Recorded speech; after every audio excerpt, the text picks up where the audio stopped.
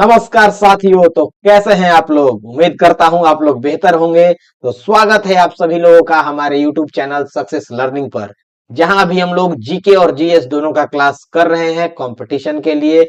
जहां पे जीके का पार्ट जो है वो राणा सर के द्वारा लिया जा रहा है, हिस्ट्री आप लोग का चल रहा है, बहुत बेहतर है। और जीके का पोर्शन जो है राणा सर कंप्लीट करेंगे और मैं जो है जीएस आपको पढ़ा रहा हूं। तो जिसमें कि मैं अभी तक जीव विज्ञान स्टार्ट किया था, 2 लेक्चर इसका आप लोगों को प्रोवाइड हो चुका है। कोशिका के बारे में जाने थे, पहले चैप्टर में कोशिका का परिचय था, दूसरे में कोशिका के और भी अंग के बारे में बात किया गया था। ठीक है। उसके बाद तीसरा जो लेक्चर है उसमें क्या बताया गया, उसमें बताया गया कि किस तरह से न्यूक्लियस के अंदर, केंद्रक के अंदर किस तरह से केंद्रिका होती है, केंद्रिका के अंदर किस तरह का अनुवांशिक पदार्थ होता है, अनुवांशिक पदार्थ में डीएनए क्या होता है, आरएनए क्या होता है, किस तरह से बनता है, डीएनए का कार्य क्या है, आरएनए का कार्य क्या है, जीन क्या है। तो ये सब मोटा मोटी जो भी उसका परिचय है वो सब हम लोग देख चुके हैं। अब हम लोग कोशिका के अंदर चलते हैं। कोशिका के अंदर चलने के लिए सबसे पहले इसकी संरचना को थोड़ा समझ लेते हैं। तो जो संरचना है वो कुछ इस प्रकार से है। सबसे बाहरी संरचना जो होगी वो होगी आपकी कोशिका झिल्ली। जो सबसे बाहरी संरचना होगी इसको बोलते हैं कोशिका झिल्ली।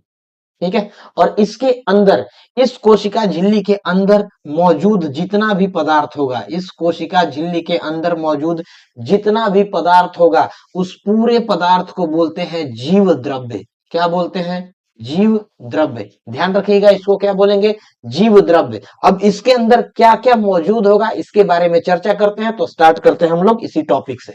तो सबसे पहले जीव द्रव्य हम लोग देखते हैं क्या है। तो जीव द्रव्य क्या है? कोशिका झिल्ली के अंदर मौजूद सब कुछ। कोशिका झिल्ली के अंदर मौजूद सबसे पहला पदार्थ जो होगा उसको क्या बोलते हैं? कोशिका का द्रव्य। कोशिका द्रव्य, जो सबसे पहला पदार्थ मौजूद होगा इसको क्या बोलेंगे? कोशिका द्रव्य। कोशिका द्रव्य के साथ साथ और क्या होगा? तो इसके अंदर बहुत सारे कोशिकांग होंगे। जितने भी कोशिकांग होंगे, कोशिका के छोटे छोटे अंग होंगे, जैसे राइबोसोम हो गया, माइटोकॉन्ड्रिया हो गया, हरित लवक हो गया, या फिर आपका गोल्जी जो उपकरण है वो हो गया, इंडोप्लाज्मिक रेटिकुलम, अंतर्द्रवयी जालिका हो गया। तो जितना भी ये सारा का सारा छोटा छोटा अंग है सब कहाँ है? कोशिका झिल्ली के अंदर है। तो जीव द्रव्य के अंदर कोशिकांग भी आ जाएंगे। इसके साथ ही साथ और इसके अंदर क्या होता है? तो इसके अंदर केंद्र में क्या होता है? केंद्रक होता है। केंद्र में क्या होता है? केंद्रक होता है। केंद्रक। और केंद्रक के अंदर जो द्रव्य है, जो केंद्रक के अंदर द्रव्य है उसको क्या बोलते हैं? केंद्रक द्रव्य। तो ये भी इसके अंदर आता है। तो सारा का सारा ये सारा पदार्थ किसके अंदर आएगा? आपके जीव द्रव्य के अंदर आएगा। ठीक है। कोशिका झिल्ली के बारे में हम लोग पिछले क्लास में ही, जो सेकंड लेक्चर था उसी में क्या कर चुके हैं हम लोग, इसके बारे में पहले से ही डिस्कस कर चुके हैं। कोशिका झिल्ली दो परत से मिलने से बनता है। किस तरह का होता है? तो चयनात्मक, चयनात्मक अर्ध पारगम्य होता है। चयन करके और फिर किस पदार्थ को अंदर आना है उसका चयन करता है और फिर उसके लिए पारगम्य होता है, आने जाने की अनुमति देता है। किसको अंदर आना है, किसको बाहर जाना है, आवश्यकता के अनुसार जैसी कोशिका की जरूरत होगी उस तरह से क्या करता है, इसको पूरे सुचारू रूप से इसको चलाता है। ठीक है। अब इसके अंदर जैसे ही हम लोग आएंगे तो सबसे पहले हम लोग अब देखते हैं कोशिका द्रव्य के बारे में। इसके बारे में हम लोग देखेंगे कोशिका द्रव्य। ठीक है। कोशिका द्रव्य क्या है? तो ये एक सेमी सॉलिड, सेमी सॉलिड का मतलब क्या होता है? एक सेकेंड। सेमी सॉलिड का मतलब क्या होगा? जो ना तो पूरी तरह से क्या हो, ठोस हो, और ना ही पूरी तरह से क्या हो, तरल हो। तो अर्ध ठोस, अर्ध ठोस पदार्थ है। जेली की तरह, कैसा? जेली जैसा, जेली जैसा पदार्थ होता है। जेली जैसा पदार्थ होता है। इसके अंदर क्या है? तो बहुत तरह का पदार्थ है। कुछ अकार्बनिक पदार्थ भी है, लिख लीजिए, अब लिखते जाइएगा। अकार्बनिक पदार्थ, अकार्बनिक पदार्थ, अकार्बनिक पदार्थ में क्या आ जाएगा? सबसे पहला, सबसे महत्वपूर्ण तो जो अकार्बनिक पदार्थ है वो कौन सा है? तो अकार्बनिक, जो कार्बन से नहीं बना, सबसे महत्वपूर्ण तो है जल। जल इसी के अंदर होता है। तो जल है। इसके साथ और क्या होगा? खनिज है। खनिज के साथ कुछ लवण होंगे, कुछ अन्य रसायन होंगे, तो इसके लिए इत्यादि लिख देते हैं। तो ये अकार्बनिक पदार्थ है जो कि कोशिका द्रव्य के अंदर होता है। साथ ही साथ अब अकार्बनिक है तो कुछ कार्बनिक पदार्थ भी होंगे, कार्बनिक पदार्थ। तो कार्बनिक पदार्थ में सबसे पहला कौन सा होगा? प्रोटीन। सबसे पहला कौन सा होगा? प्रोटीन। दूसरा क्या है? वसा। वसा का ही दूसरा नाम क्या है? लिपिड। वसा को ही हम लिपिड भी बोलते हैं। इसके साथ ही साथ और क्या होगा? तो कार्बोहाइड्रेट। कार्बोहाइड्रेट। ठीक है। और भी कई पदार्थ होंगे। ठीक है, तो इत्यादि लिखते। तो ये क्या है? कार्बनिक और अकार्बनिक दोनों पदार्थ के मिलने से क्या है? बनेगा। ठीक है, लेकिन इसके साथ ही साथ क्या है? अब ये तो पदार्थ इसके अंदर हो गया, लेकिन इसके अंदर कुछ कोशिकांग भी होंगे, जो कि कोशिकांग हमको क्या करना है? पढ़ना है। कोशिकांग क्या करना है? पढ़ना है। ठीक है, यहाँ पे देखेंगे जेली जैसा पदार्थ है। जेली जैसा पदार्थ क्यों है? ताकि क्या हो सके, जो भी इसके अंदर कोशिकांग है या कुछ अन्य पदार्थ है, सब पदार्थ क्या कर सके? आपस में अगल बगल मूवमेंट हो सके, इनका क्या हो सके? चलने में इनकी गति हो सके। तो गति प्रदान करने के लिए, तो गति प्रदान करने के लिए इसको किस तरह का बनाया जाता है? जेली जैसा बनाया जाता है, अर्ध ठोस बनाया जाता है। अगर पूरा ठोस हो जाएगा तो कोई भी कोशिकांग एक जगह से दूसरी जगह जा ही नहीं पाएगा। इसी कारण इसके गति को बनाए रखने के लिए क्या किया जाता है? इस तरह से इसका स्ट्रक्चर जो है बनाया जाता है। तो इसमें देख लेते हैं कोशिकांग क्या क्या है। कोशिकांग में सबसे पहला कोशिकांग जो हमको पढ़ना है वो क्या है? अंतर द्रवई जालिका। अब देखिए अंतर्द्रवी जालिका जो है, अंतर्द्रवी जालिका कहाँ होगा? तो अंतर्द्रवी जालिका जो है वो कहाँ होगा? वो आपके इस केंद्रक, ये केंद्रक और ये कोशिका झिल्ली, केंद्रक से जुड़ा हुआ रहेगा और इसके साथ ही साथ पूरे कोशिका झिल्ली तक जाएगा। केंद्रक से जुड़ा हुआ, केंद्रक के साथ जुड़ा रहेगा। तो इसका फैलाव कहां से कहां तक होता है? तो केंद्रक से लेकर कोशिका झिल्ली तक, केंद्रक से लेकर के कोशिका झिल्ली तक इसका क्या होता है? फैलाव होता है। यहां से लेकर वहां तक पूरा में ये क्या रहेगा? फैला हुआ रहेगा। बनेगा किस चीज का? तो बनता है लाइपोप्रोटीन का। लाइपोप्रोटीन मतलब वसा और प्रोटीन से बना होता है। वसा और प्रोटीन से बना होता है। वसा और प्रोटीन से बना होता है। ठीक है, दो प्रकार के होते हैं, इसमें ध्यान रखना है। दो प्रकार का होगा। एक होगा चिकनी, एक होगा चिकनी अंतर्द्रवई, अंतर्द्रवई जालिका। और दूसरा कैसा होगा? तो दूसरा रुखड़ी हो। ठीक है, रुखड़ी अंतर्द्रवई जालिका। तो एक तो कैसा होगा? एकदम चिकना होगा, एकदम चिकना होगा। दूसरा कैसा होगा? रुखड़ा होगा, थोड़ा रफ होगा। तो रुखड़ा क्यों है? रुखड़ा इस कारण है क्योंकि इसके ऊपर एक अन्य कोशिकांग, एक अलग कोशिकांग होता है जो कि जिसका नाम है राइबो, एक सेकेंड, राइबो, राइबोसोम। राइबोसोम की उपस्थिति, राइबोसोम की उपस्थिति के कारण इसका, राइबोसोम की उपस्थिति के कारण ही क्या हो जाता है? इसका जो बनावट है वो रुखड़ा हो जाता है। और जहां राइबोसोम अनुपस्थित रहेगा, जहां पे प्रेजेंट नहीं रहेगा, एब्सेंट रहेगा, वो कैसा होगा? चिकना होगा। और जहां पे प्रेजेंट रहेगा वो कैसा हो जाएगा? रुखड़ा हो जाएगा। ठीक है, दोनों का कार्य क्या है? तो ये जो चिकना होता है इसका कार्य क्या है? वसा, लिपिड निर्माण। वसा या इसी को लिपिड, लिपिड भी बोला जाता है। तो लिपिड निर्माण और श्रावण। श्रावण का मतलब होता है श्रावित करने में। ठीक है, तो श्रावित करता है, श्रावित करना ही लिख देता हूं, श्रावित करना। जबकि दूसरे वाले का जो रुखड़ा है, जो रुखड़ी है, इसका भी कार्य क्या है? तो इसका भी कार्य इसी के जैसा है, लेकिन बस ये वसा के जगह क्या करता है? प्रोटीन, प्रोटीन का निर्माण करेगा। किसका करेगा? प्रोटीन का निर्माण करेगा। क्यों? क्योंकि साथ में राइबोसोम है, राइबोसोम को तो प्रोटीन का कारखाना ही कहा जाता है। अभी आगे देखेंगे, अभी आगे जब हम लोग कोशिकांग, कुछ और कोशिकांग को क्या करेंगे, जब उसके बारे में चर्चा करेंगे तो हमको पता चलेगा कि राइबोसोम जो है वो क्या है, वो तो पूरा का पूरा जो प्रोटीन है उसका, प्रोटीन का कारखाना कहा जाता है, प्रोटीन उसी के अंदर बनता है, उसका कार्य ही क्या है, प्रोटीन बनाने का। ठीक है, तो ये हो गया आपका अंतर्द्रवी जालिका के बारे में। ठीक है, तो ये हो गया, इसका ध्यान रखना कि बना किस चीज से है, प्रोटीन, वसा और प्रोटीन से बना होता है। लिख देता हूं कंप्लीट, बना होता है। चलिए, तो ये हो गया पहला, अंतर्द्रवी जालिका, इंडोप्लाज्मिक रेटिकुलम बोलते हैं इसको इंग्लिश में। अगर इंग्लिश लिखना है तो इंग्लिश लिख देता हूं, इंडोप्लाज्मिक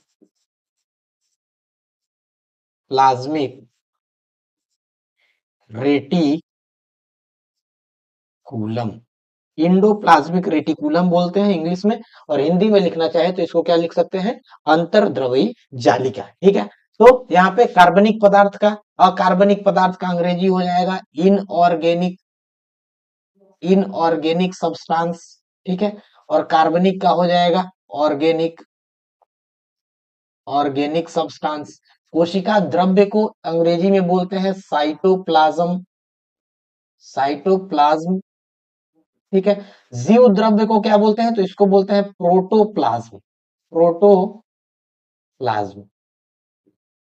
ठीक है, तो इस तरह से अंग्रेजी भी अगर चाहे तो इसका अंग्रेजी भी क्या कर सकते हैं, आप लोग लिख सकते हैं। ठीक है, अब आगे देखते हैं हम लोग, अब देख लेते हैं इसके कोशिका द्रव्य के बारे में। कोशिका द्रव्य अर्ध ठोस पदार्थ होता है, झिल्ली जैसा होता है, दूसरे दूसरे कोशिकांग को गति प्रदान करने के लिए, गति प्रदान करता है, लेकिन किसको, कोशिकांग को, कोशिकांग को, कोशिकांग और अन्य पदार्थ जो भी है सबको गति प्रदान करने के लिए इसका आकार जो है वो जेली जैसा बनाया जाता है, ताकि उसमें क्या कर सके, थोड़ा हिलडुल के मूवमेंट कर सके, आगे पीछे ऊपर नीचे, यहाँ पे जहां जरूरत हो उस तरह से क्या कर सके, आगे पीछे हो सके। ठीक है, तो यहाँ पे अब दूसरा हम लोग देखते हैं, दूसरा हम लोग देख लेते हैं, माइटोकॉन्ड्रिया,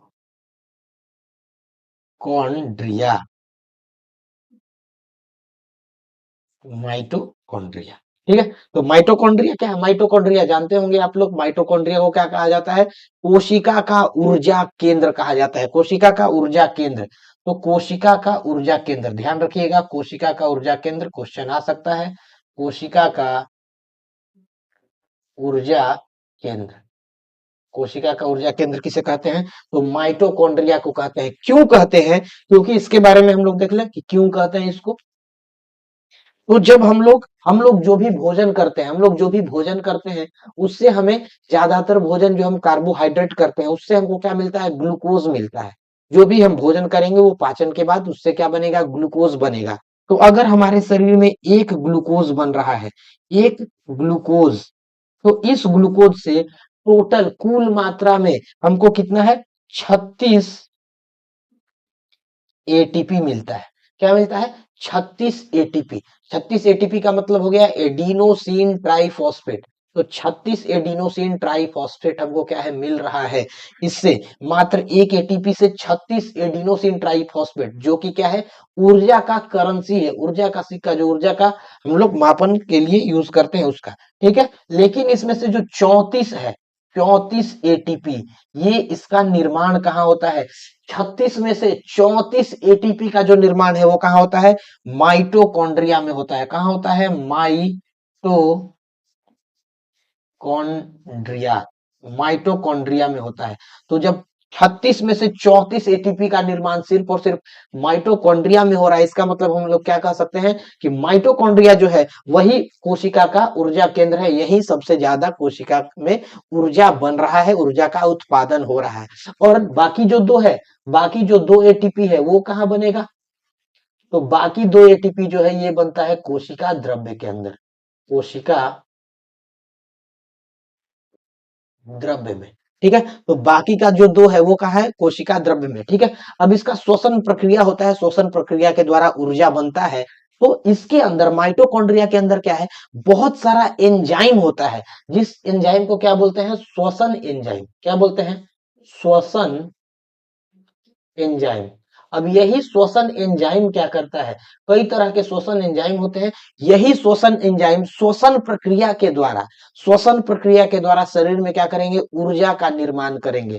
तो श्वसन प्रक्रिया के द्वारा श्वसन एंजाइम जो है ये क्या करेगा, श्वसन प्रक्रिया के द्वारा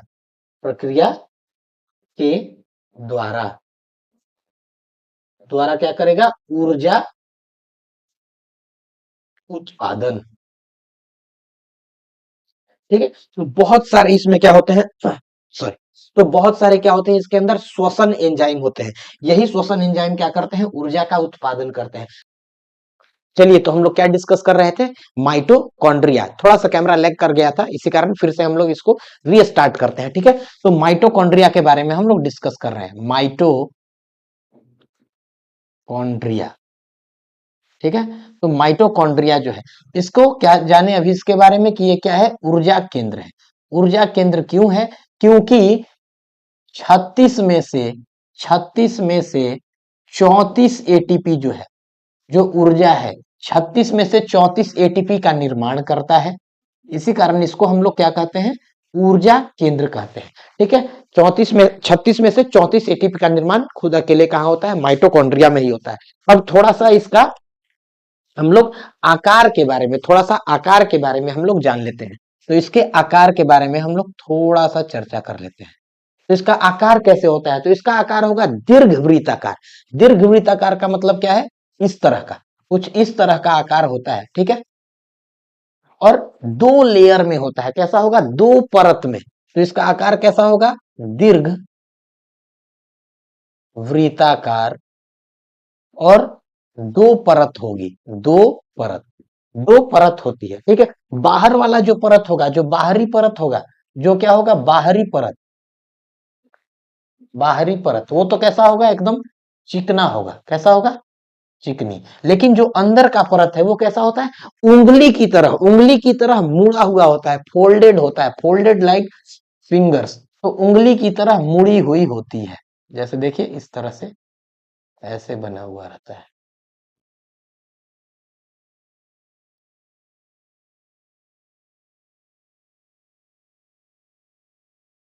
इस तरह से स्ट्रक्चर होता है, उंगली की तरह मोड़ी हुई। अच्छा, इसको उंगली की तरह मोड़ा हुआ और इस तरह से घुमावदार क्यों बनाया गया, ताकि क्षेत्रफल इसका क्या हो सके, बढ़ सके। जिस तरह से हम लोग के आंत में, हम लोग की बड़ी आंत छोटी आंत में क्या है, विलाई और माइक्रो विलाई, विलाई और जो सूक्ष्म विलाई होता है, वैसा क्या होता है, संरचना होता है, ताकि क्षेत्रफल बढ़ाया जा सके और उसमें अवशोषण, भोजन का जो जरूरी पोषक तत्व है उसका अवशोषण ज्यादा से ज्यादा हो सके। तो क्षेत्रफल बढ़ाने के लिए क्या करते हैं, जो इस तरह की आकृति को बनाते हैं। तो ये जो अंदर का आकार है, जो अंदर का जो स्ट्रक्चर है, इसको क्या बोलते हैं, क्रिस्पी बोलते हैं। क्या बोलते हैं, क्रिस्पी। ठीक है, और बाहर से तो पूरा का पूरा क्या रहेगा, चिकना रहेगा। इस तरह का आकार क्यों बनाया गया, जो अंदर का परत है,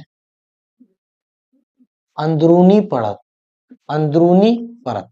तो ये जो अंदर का परत है ये क्या है, उंगली की तरह, उंगली की तरह का आकार होता है, मुड़ा हुआ। ठीक है, तो उंगली की तरह का इसका आकार क्यों होता है, ताकि ज्यादा से ज्यादा क्षेत्रफल बढ़े, और ज्यादा से ज्यादा क्षेत्रफल बढ़ेगा तो ज्यादा से ज्यादा हमको क्षेत्रफल मिलेगा ऊर्जा का उत्पादन करने के लिए, एटीपी का उत्पादन करने के लिए। ठीक है, और इसके बारे में एक चीज ध्यान रखना है कि इसको अर्ध स्वायत्त बोला जाता है। क्या बोला जाता है, अर्ध स्वायत्त कोशिकांग बोला जाता है, अर्ध स्वायत्त कोशिकांग। ये बताने से पहले थोड़ा सा एक पॉइंट में बताना चाहूंगा कि सबसे पहले माइटोकॉन्ड्रिया जो वर्ड है वो बोला गया है कार्ल बेंडा के द्वारा। किसके द्वारा, कार्ल बेंडा के द्वारा। ठीक है, लेकिन देखा गया किसके द्वारा है, देखा गया, तो देखा गया है फ्लेमिंग के द्वारा। सबसे पहले देखा किसके द्वारा गया है, तो फ्लेमिंग के द्वारा। फ्लेमिंग एक साइंटिस्ट है, इनके द्वारा सबसे पहले इसको माइक्रोस्कोप से, जो माइक्रोस्कोप से हम लोग देखने का बात करते हैं, तो सबसे पहले देखा गया है माइक्रोस्कोप से, किसके द्वारा, फ्लेमिंग के द्वारा देखा गया है। लेकिन इसका नाम दिया गया है कार्ल बेंडा के द्वारा, कार्ल बेंडा के द्वारा। ठीक है, ऑल्टमैन भी एक नाम दिए थे, लेकिन वो उतना इंपॉर्टेंट नहीं है, लेकिन कार्ल बेंडा के द्वारा इसका नाम दिया गया। अब देखिए इसमें अर्ध स्वायत्त कोशिकांग इसको क्यों बोलते हैं, इसको इंग्लिश में बोलेंगे सेमी ऑटोनॉमस, सेमी ऑटोनॉमस, और कोशिकांग है मतलब सेल ऑर्गेनल है, ऑर्गेनल है। ठीक है, तो सेमी ऑटोनोमस क्यों होता है? क्योंकि देखिए जो भी कोशिका होती है, जो भी कोशिका है, कोशिका के अंदर हर एक कार्य का संचालन किस तरह से होगा, इसका निर्देश कहां से आता है? तो केंद्रक से आता है। क्यों? क्योंकि केंद्रक के अंदर अनुवांशिक पदार्थ होते हैं जिसके अंदर सूचना होती है, और उसी सूचना के हिसाब से हर कोशिका क्या करता है? अपना विकास करता है, अपना विभाजन करता है। लेकिन कुछ हद तक उसी प्रकार की सूचनाओं का भंडार कहाँ होता है? इस अर्ध स्वायत्त कोशिकांग में भी होता है। तो अर्ध स्वायत्त कोशिकांग जो ये माइटोकॉन्ड्रिया है, इसके अंदर भी कुछ मात्रा में क्या है? इस तरह का पदार्थ पाया जाता है, अनुवांशिक पदार्थ, जिसके कारण ये अपना प्रोटीन, जो इसका अपना प्रोटीन है, जो इसको अपना प्रोटीन चाहिए, अपना मटेरियल चाहिए, यहाँ ऊर्जा उत्पादन के लिए उसका निर्माण खुद भी कर लेता है। ठीक है, बाकी केंद्रक तो मदद करेगा ही, लेकिन अगर केंद्रक से मदद कभी नहीं मिल पाया, कभी नहीं मिल पाया, तो उस स्थिति में क्या करेगा? खुद से भी ये अपना प्रोटीन बना सकता है, अपना ऊर्जा बनाने के लिए नया एंजाइम बना सकता है। एंजाइम क्या है? प्रोटीन ही है। ठीक है, तो इसी कारण इसको अर्ध स्वायत्त कोशिकांग भी बोला जाता है। अर्ध स्वायत्त कोशिकांग सिर्फ माइटोकॉन्ड्रिया को ही नहीं बोला जाता है, इसके साथ साथ एक और है, दो है, जिसमें पहला तो है आपका माइटोकॉन्ड्रिया,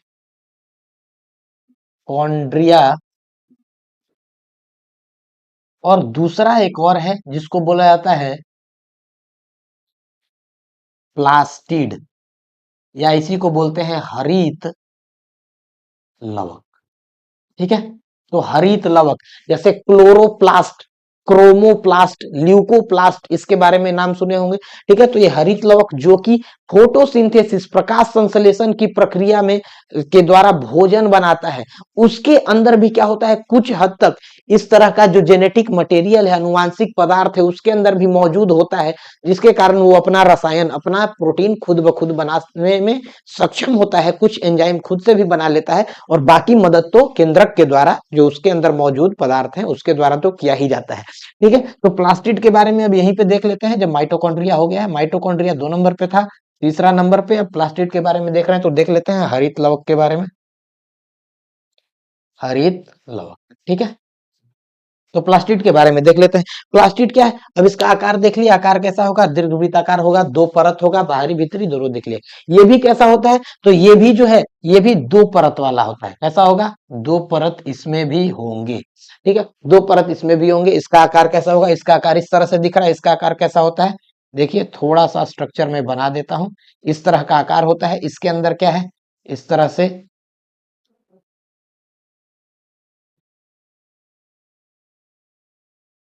इसके अंदर मौजूद होता है कोशिकांग, और यही जो है एक्चुअल में जो भोजन बन रहा है, जो प्रकाश संश्लेषण का प्रक्रिया हो रहा है, वो क्या है? इसी के अंदर होता है, जिसको ग्रैना बोलते हैं या थैलाकॉइड बोलते हैं। ठीक है, थैलाकॉइड या ग्रैना, इतना डिटेल में नहीं पूछेगा, लेकिन बस आपको स्ट्रक्चर पता होना चाहिए कि किस तरह का होता है। ठीक है, हरित लवक 2 परत होता है। अब ये हरित लवक कितने प्रकार का होता है ये जरूरी है, तो 3 प्रकार है इसका। इसका क्या है? 3 प्रकार है। एक तो है आपका ल्यूकोप्लास्ट। ठीक है, तो ल्यूकोप्लास्ट में ल्यूको वर्ड का इंग्लिश, इंग्लिश से आप लोग बेहतर समझ पाएंगे, क्योंकि इंग्लिश वर्ड से ही इसका अर्थ बेहतर आता है। तो ल्यूको वर्ड का मतलब होता है कलरलेस, मतलब रंगहीन। ऐसा होता है। ल्यूको शब्द कहीं पे भी, जीव विज्ञान में कहीं पे भी ल्यूको शब्द है, इसका मतलब क्या है? रंगहीन। और रंगहीन को हम क्या बोल सकते हैं? सफेद। रंगहीन को और हम लोग क्या बोल सकते हैं? सफेद। तो जो भी सफेद भाग होता है, जो भी सफेद भाग पेड़ पौधे में होता है, वो किससे बना होता है? तो कलर देने का काम कौन करता है? ल्यूकोप्लास्ट करता है, यही लवक करता है। ठीक है, इसका आप उदाहरण कहाँ देख सकते हैं? तो तना में, तना में देख सकते हैं, या फिर भूमिगत, भूमिगत जो भूमि के अंदर होता है, भूमिगत जड़, भूमिगत जड़ों या तनाओं में, जैसे आलू है इत्यादि। आलू है, आलू तो क्या है? तना है, लेकिन वह तना जमीन के अंदर रहता है, भूमि के अंदर रहता है। तो वहां पे जो रंग है, वहां पे जो रंग है वो किसके द्वारा दिया जा रहा है? तो ल्यूकोप्लास्ट, यही लवक जो है, जो रंगहीन लवक है, इसी के द्वारा उसको कैसा बनाया जा रहा है? तो उसको कैसा बना दिया गया? तो रंगहीन बना दिया गया, मतलब सफेद बना दिया गया। या फिर जड़, जड़ में भी अब बोलिए कि जड़ तो है, बहुत सारा जड़ है, जैसे जो गाजर है, गाजर भी तो जड़ है, लेकिन वो तो जो है गाजरी रंग का होता है, ऑरेंज रंग का होता है, तो ऐसा कैसे हो गया? तो ये रंग देने का सिर्फ काम इसी का नहीं है, इसके अलावा और भी कुछ है जो कि रंग देता है। तो पहला तो आपका ल्यूकोप्लास्ट है, दूसरा जो है यह है आपका क्रोमोप्लास्ट। क्रोमोप्लास्ट, तो ये ऐसा लवक है, ये ऐसा रंग देता है जो क्रोमो वर्ड का मतलब होता है आपका रंगीन। कैसा होता है? रंगीन। ये कैसा कलर देगा? तो आप ऑरेंज, येलो, जो पीला कलर है, नारंगी कलर है, ये सब कलर देने का काम करता है। मेनली कहाँ पाया जाता है? तो ये पाया जाएगा फल में, फलों में, फूलों में। जो फूल है, फूलों के अंदर, फलों के अंदर जो रंग देखते हैं कि फल और फूल जो होता है वो कैसा होता है? रंगीन होता है। पूरा का पूरा पौधा जो है उसमें पत्ती है हरा रंग का, लेकिन जो फल फूल है वो क्या है? रंगीन है। फूल रंगीन है ताकि रंग से आकर्षित होकर के भौरे या कोई और जो जानवर है, जो जानवर हो गया या कीट पतंग हो गया, उसके प्रति आकर्षित हो और आके पॉलिनेशन करे, ताकि एक जगह से दूसरे जगह क्या हो, उसका पुकेसर और स्त्री केसर के साथ संबंध बने और नया पूरा का पूरा फल बने। ठीक है, तो उसके लिए क्या करता है? रंगीन बनाया जाता है। ठीक है, तो ये तो हो गया फल फूल में पाया जाता है रंगीन क्रोमोप्लास्ट। और तीसरा जो है ये है आपका क्लोरोप्लास्ट। कौन सा है? क्लोरोप्लास्ट। क्लोरो वर्ड जो है, क्लोरो वर्ड का मतलब होता है हरा। क्लोरो वर्ड का मतलब क्या होता है? हरा। तो ये हरा रंग, जो भी पेड़ पौधे में हरा रंग जितना भी जगह दिखता है, वो हर जगह रंग देने का कार्य कौन कर रहा है? तो यही जो हरा लवक है, जो हरित लवक है, यही देने का कार्य करता है, जिसको क्लोरोप्लास्ट बोलते हैं। इसमें जो एक्चुअल रंग होता है, जो एक्चुअल रंग होता है उसको क्या बोल देते हैं? क्लोरोफिल। क्या बोल देते हैं रंग को? क्लोरोफिल। और इस क्लोरोफिल के कारण ही क्या होता है? जो वेवलेंथ आता है, जो सूर्य की तरंग दैर्घ्य किरणें जो आती है, उसको किरणों को क्या करता है? आकर्षित करता है, और उसको उससे ले करके और इसके अंदर पूरा का पूरा इलेक्ट्रॉन का एक चेन चलता है। इसके अंदर क्या होता है? Electron transfer. इलेक्ट्रॉन ट्रांसफर करके एक पूरा का पूरा चेन चलता है। ठीक है, और उस चेन के द्वारा फिर बाद में दो तरह का रिएक्शन होगा, एक लाइट रिएक्शन बोलते हैं, एक डार्क रिएक्शन बोलते हैं, इतना डिटेल में नहीं आएगा। तो लाइट रिएक्शन, डार्क रिएक्शन के बाद फिर यहाँ से क्या होगा? आपका भोजन बनेगा। और वो भोजन किस फॉर्म में बनता है? तो वो बनेगा उस समय ग्लूकोज के फॉर्म में, और फिर बाद में यही भोजन आपका स्टोर हो जाएगा सेलुलोज के फॉर्म में। ठीक है, या फिर स्टार्च के फॉर्म में। तो पेड़ पौधे में स्टार्च के फॉर्म में ये क्या हो जाएगा? आपका इकट्ठा हो जाएगा। ठीक है, सेलुलोज से तो बाकी कुछ कुछ अंग बना दिए जाते हैं, जैसे कि कोशिका भीति। जो कोशिका भीति बनता है वो किससे बनता है? सेलुलोज से बनता है, कोशिका भीति।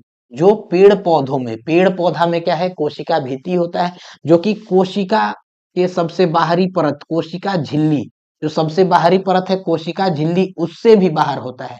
तो सबसे बाहर होगा आपका पेड़ पौधा में कोशिका भीति, और इसके अंदर फिर क्या होता है? कोशिका झिल्ली। ठीक है, तो कोशिका भित्ति सबसे बाहर क्यों है? क्योंकि यह कठोर होता है। अच्छा, इसके बारे में भी थोड़ा सा डिस्कस कर लेंगे। ठीक है, तो क्लोरोफिल है, इससे क्या बनेगा? फोटोसिंथेसिस, प्रकाश संश्लेषण का प्रक्रिया होगा, पत्तियों में पाया जाएगा, पत्तियों और हरी हरे तनाव में। ठीक है, तो पत्तियों और हरे तनाव में इसको पाया जाता है। ठीक है, यहाँ पे दिख नहीं रहा, थोड़ा सा इसको हम क्या करते हैं? इरेज करके नेक्स्ट टाइम जो यहाँ से आपका नेक्स्ट टाइम जो आएगा उसमें फिर से क्लोरोफिल लिख देंगे, नीचे ज्यादा हो गया तो आपको दिख नहीं रहा होगा। ठीक है, और यहाँ तक आप लोग लिख लिए, इसके बाद हम लोग आगे क्या करते हैं? डिस्कस करते हैं। चलिए लिख लीजिए। तो कहाँ देख रहे थे? हरित लवक के बारे में नीचे में नहीं दिखा था, तो फिर से ऊपर लिख लेते हैं, आप लोग लिख लीजिएगा इसको। हरित लवक, हरित लवक। ठीक है, इसमें जो रंग है उसको क्या बोलते हैं? क्लोरोफिल, क्लोरोफिल बोलते हैं। इसमें ध्यान रखिएगा कि क्लोरोफिल में एक एलिमेंट होता है मैग्नीशियम। मैग्नीशियम नाम का क्या होता है? मैग्नीशियम नाम का एक धातु होता है जो कि इसके अंदर पाया जाता है, जो इसकी संरचना में, क्लोरोफिल के संरचना में, संरचना को बनाने में क्या करता है? महत्वपूर्ण योगदान देता है। तो क्लोरोफिल में अगर कोई पूछे कि कौन सा तत्व होता है, तो मैग्नीशियम आप लोग ध्यान रखिएगा, ये क्वेश्चन आ सकता है, बहुत इंपॉर्टेंट है। ठीक है, और ये कहाँ पाया जाएगा? तो हरी हरी पत्तियों और हरी पत्तियों और तनाव में। ठीक है, तो हरी पत्तियों और तनाव में पाया जाता है ये क्लोरोफिल। ठीक है, इसके साथ और भी है, जैसे ज़ैंथोफिल है, कैरोटीन है, तो बहुत सारा और भी अलग अलग रंग होता है, लेकिन उसके बारे में ज्यादा डिस्कस नहीं करेंगे। ठीक है, ये क्या है, तो ये आपका प्रकाश संश्लेषण का प्रक्रिया, प्रकाश संश्लेषण, प्रकाश संश्लेषण क्रिया द्वारा, प्रकाश संश्लेषण की क्रिया द्वारा क्या करता है, भोजन, भोजन बनाता है, भोजन बनाता है। ध्यान रखिएगा, प्रकाश संश्लेषण की प्रक्रिया के द्वारा ये क्या करेगा, भोजन बनाएगा, क्लोरोफिल। ठीक है, तो तीन देख लिए, एक जो कि रंगहीन होगा, जिसमें कोई रंग नहीं होगा, दूसरा जिसमें लाल लाल या थोड़ा नारंगी कलर या पीलापन उस तरह का जो कि फल फूल में पाया जाता है, उस तरह का रंग भी हो सकता है, या फिर तीसरा रंग कैसा हो सकता है, जो कि बिल्कुल ही क्या होगा, हरा हरा होगा। ठीक है, तो हरित लवक देख लिया है, ये पूरा का पूरा क्लोरोप्लास्ट भी जो है ये भी कैसा है, तो ये भी अर्ध स्वायत्त अंग ही है। इसके अंदर भी क्या होता है, कुछ मात्रा में अनुवांशिक पदार्थ होगा, जिसके कारण ये क्या कर पाएगा, अपना खुद का प्रोटीन, अपना खुद का एंजाइम खुद से क्या कर पाता है, बना पाता है। ठीक है, तो ये हो गया। इसके आगे हम लोग अब नेक्स्ट देखते हैं, नेक्स्ट देखते हैं गोल्गी, गोल्गी उपकरण। ठीक है, तो गोल्गी उपकरण के बारे में देख लेते हैं। गोल्गी उपकरण क्या है, तो गोल्गी उपकरण देखिए, गोल्गी उपकरण को इस तरह से समझ सकते हैं कि ये एक ऐसा कोशिकांग है जो क्या करता है, रूप परिवर्तन में, रूप रूपांतरण सीधे लिख सकते हैं। ठीक है, तो रूपांतरण करता है किसका, वसा और प्रोटीन का, वसा और प्रोटीन का, वसा और प्रोटीन दोनों का क्या करेगा, रूपांतरण करेगा, और जिस रूप में कोशिका के अंदर, जिस रूप में उसकी जरूरत होगी, उस तरह का रूप में उसको ढाल के और फिर क्या करता है, कोशिका के अंदर भेज देता है। तो एक जगह से दूसरे जगह भेज देगा। इसका आकार अगर देखा जाए तो इसका आकार क्या होगा, तो झिल्लियों जैसा बना हुआ होता है। ठीक है, इसका आकार कैसा होता है, झिल्लियों जैसा ही, ऐसा ही बना हुआ होता है। एक तरफ से जो होता है इसका आकार कैसा होगा, अवतल होगा, जबकि दूसरी ओर से उठा हुआ होगा, जिसके कारण इसको क्या बोलते हैं, उत्तल। ठीक है, तो एक तरफ से तो अवतल आकार होता है, लेकिन दूसरी तरफ से कैसा आकार होता है इसका, उत्तल आकार होता है। ठीक है, और यही जाली, जाली जैसा ये भी जो नलिकाएं हैं, नलिकाओं जैसा बना हुआ होता है। ठीक है, और इसमें क्या होगा, एक तरफ से वसा और प्रोटीन जाएंगे और उसका रूपांतरण करके जिस तरह से, जिस रूप में कोशिका के अंदर उसका जरूरत है, उस रूप में उसको ढाल दिया जाएगा, और ढाल करके फिर उसको बाहर निकाला जाएगा, और जहां जरूरत है वहां पे क्या कर दिया जाएगा, इसको भेज दिया जाएगा। ठीक है, तो ये आपका क्या है, गोल्जी उपकरण है। और इसका इंपॉर्टेंट एक और है, राइबो, राइबोसोम। तो राइबोसोम के बारे में ध्यान रखना है, सबसे पहला पॉइंट तो ध्यान रखना है कि राइबोसोम क्या होता है, प्रोटीन का कारखाना होता है। पहले ही बता चुके हैं, प्रोटीन का, प्रोटीन का क्या है, कारखाना है। प्रोटीन इसी के अंदर बनता है। ठीक है, आर आरएनए जो बताए थे लास्ट क्लास में, आर आरएनए जो क्या था, राइबोसोमल आरएनए, जो राइबोसोम के ऊपर में आरएनए होता है, जो प्रोटीन बनाने में मदद करता है। ठीक है, तो ये सब इसी के साथ होता है। ठीक है, ये राइबोसोम क्या है, सॉरी, राइबोसोम और क्या होता है, तो राइबोसोम आपका जो इंडोप्लाज्मिक रेटिकुलम है, अंतर्द्रवी जालिका है, उसके ऊपर भी चिपका हुआ रहता है और वहां भी प्रोटीन बनाता है। लेकिन वो किस तरह की अंतर्द्रवी जालिका है, रुखड़ी, जो रुखड़ी अंतर्द्रवी जालिका होगा, जो क्या होगा, रुखड़ा होगा, चिकना नहीं, चिकना में तो कुछ नहीं पाया जाएगा, लेकिन रुखड़ा में रहेगा, तो वहां पे क्या करता है, प्रोटीन बनाता है। और इसके बारे में ध्यान रखना है कि ये कैसा होता है, तो इसका परत, एक परत का बना हुआ होता है, एक परत का बना हुआ। और इसके बारे में जानकारी आप रख सकते हैं कि सबसे छोटा, सबसे छोटा कोशिकांग होता है, सबसे छोटा कोशिकांग होता है। ठीक है, सबसे छोटा कोशिकांग होता है, और दो अलग अलग, दो अलग अलग जो सब यूनिट के मिलने से बनता है। एक सब यूनिट नीचे में होता है, एक सब यूनिट नीचे होगा, एक सब यूनिट ऊपर होगा, तो दो अलग अलग क्या है, टुकड़ों के मिलने से एक पूरा का पूरा आपका राइबोसोम बनता है। लेकिन मेनली ध्यान रखना है कि क्या है, तो ये सारा का सारा प्रोटीन बनाने में, प्रोटीन बनाने में सबसे ज्यादा मदद करता है। लगभग लगभग 80% जो प्रोटीन है, 80% वो क्या है, यहीं से बनेगा। तो 80% बन रहा है, मतलब कि क्या है, बहुत ही ज्यादा बन रहा है। बाकी और प्रोटीन भी कोई कोई, जैसे माइटोकॉन्ड्रिया है, वो कुछ मात्रा में बना लिया, जैसे आपका हरित लवक है तो वो कुछ मात्रा में बना लिया, कुछ मात्रा में जो केंद्रक है, केंद्रक के अंदर जो पदार्थ है उसके द्वारा बना लिया गया।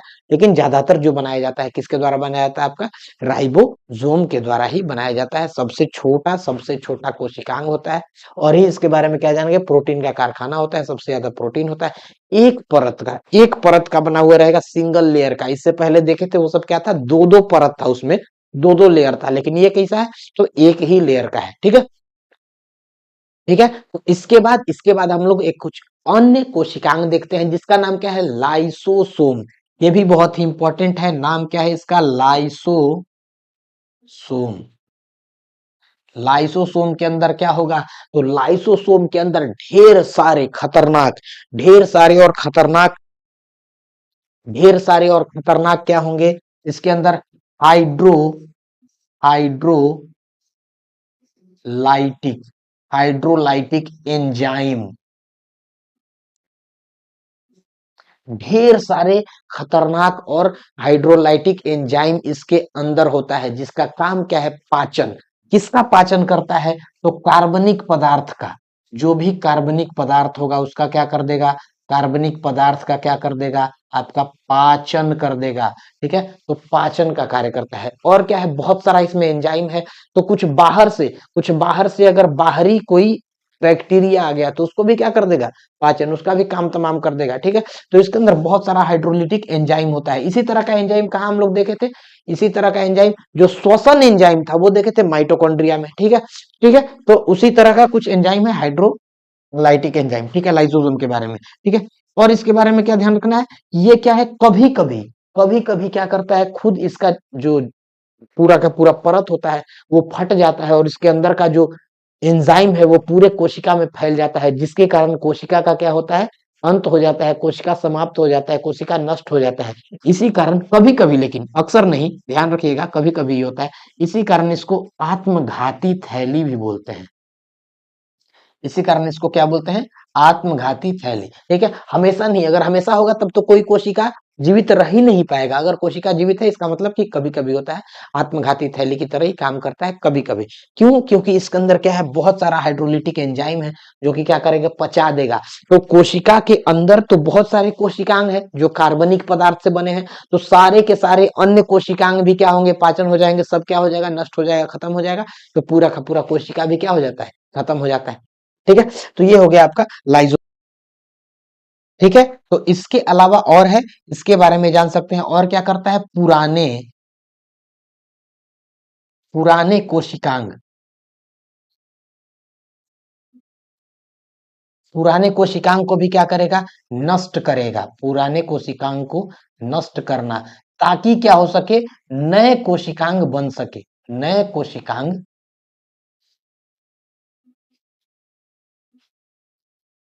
बन सके। तो नए कोशिकांग बन सके, इसके लिए क्या करता है, पुराने कोशिकांग को क्या कर देता है, नष्ट भी कर देता है। जो बहुत पुराने हो गए हैं, जो बहुत कमजोर हो गए हैं उनको, और किसी को नहीं। ठीक है, इसके बाद अगला जो कोशिकांग हम लोग को देखना है वो क्या है, रिक्तिकाएं। ठीक है, रिक्तिकाएं, अंग्रेजी में इसको वैक्यूल बोलते हैं। वैक्यूल बोलते हैं, ये कहाँ होता है, तो ये होता है आपका मेनली जो प्लांट का सेल है, जो प्लांट का सेल है मतलब जो पौधा है, पौधे की कोशिका में सबसे बहुत बड़ा सा पाया जाता है। तो पौधे की कोशिका जो है, जो पादप कोशिका है, पादप कोशिका, पादप कोशिका में ये जो है, ये क्या होता है, बहुत बड़ा होता है, बहुत बड़ा होता है। ठीक है, जबकि जो प्राणी कोशिका है, प्राणी के कोशिका में,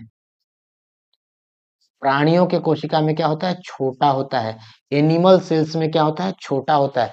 छोटा होगा लेकिन बहुत सारा होगा, तो छोटा और बहुत सारा ये भी लिख सकते हैं, कि बहुत सारा लेकिन एकदम छोटा छोटा, एकदम छोटा छोटा और बहुत सारा। ठीक है, और इसका बहुत बड़ा होने का कारण क्या है, ताकि ये क्या है, पूरा फूला हुआ रहता है, बड़ा सा। इसका एक परत होता है, इसके जो परत होता है, परत पे क्वेश्चन आता है, इसके परत को क्या बोलते हैं, तो इसके परत को बोलते हैं टोनोप्लास्ट, प्लास्ट। ठीक है, तो टोनोप्लास्ट बोलते हैं। और इसके अंदर क्या होगा, तो बहुत सारा, पूरे के पूरे कोशिका का बहुत सारा क्या होगा, जल, बहुत सारा आपका जल होगा, बहुत सारा अन्य रसायन होगा। ठीक है, कार्बनिक, कार्बनिक और कार्बनिक और ही अकार्बनिक पदार्थ, कार्बनिक और अकार्बनिक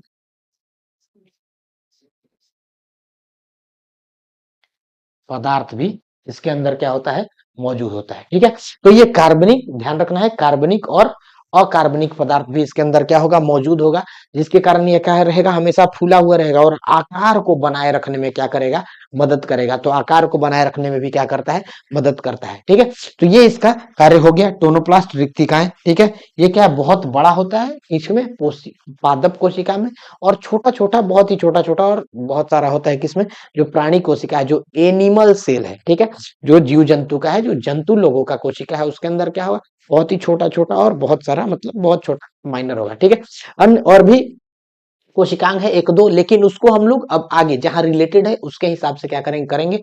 आज यहीं पे इसको क्या करते हैं, लेक्चर को समाप्त करते हैं। जो भी इसमें डिटेल दिया हुआ है आप लोग लिख लीजिएगा, इसका नोट्स बना लीजिएगा, और इससे क्वेश्चन आएगा। इसके बाहर बहुत ज्यादा क्वेश्चन अभी नहीं आएगा। ठीक है, प्रक्रिया से रिलेटेड क्वेश्चन नहीं आता है। वन लाइनर में तो क्या है, वन लाइनर जैसा ही क्वेश्चन आएगा। ठीक है, और इसी तरह से क्या करिए, वीडियो को देखते रहिए, प्यार देते रहिए, और जो भी आपको समस्या हो, इसमें कुछ नहीं समझ में आए, कुछ भी समस्या हो, तो उसके लिए आपको क्या करना है पता है, कमेंट्स करना है। ठीक है, तो कमेंट्स करके बताना है कि ये चीज नहीं समझ में आया, इसको नेक्स्ट क्लास में क्या कर दिया जाएगा, डिस्कस कर लिया जाएगा, बात कर लिया जाएगा। ठीक है, और लाइक सब्सक्राइब जरूर करिए, शेयर भी कर दीजिए मित्रों के साथ, जो भी मित्र हैं सबके साथ शेयर करिए, ताकि हर किसी तक क्या है, ये चीज पहुंच सके। ठीक है, शेयर करने में कुछ पैसा लगेगा नहीं, साथ ही क्या होगा, हर आपका दोस्त लोग के साथ भी क्या हो जाएगा, पहुंच जाएगा। ठीक है, इसी के साथ इसको समाप्त करते हैं। बहुत लंबा हो गया है लेक्चर, लेकिन फिर भी आप लोग पूरा देखिएगा, इससे जानकारी होगा, उसको इकट्ठा करिएगा।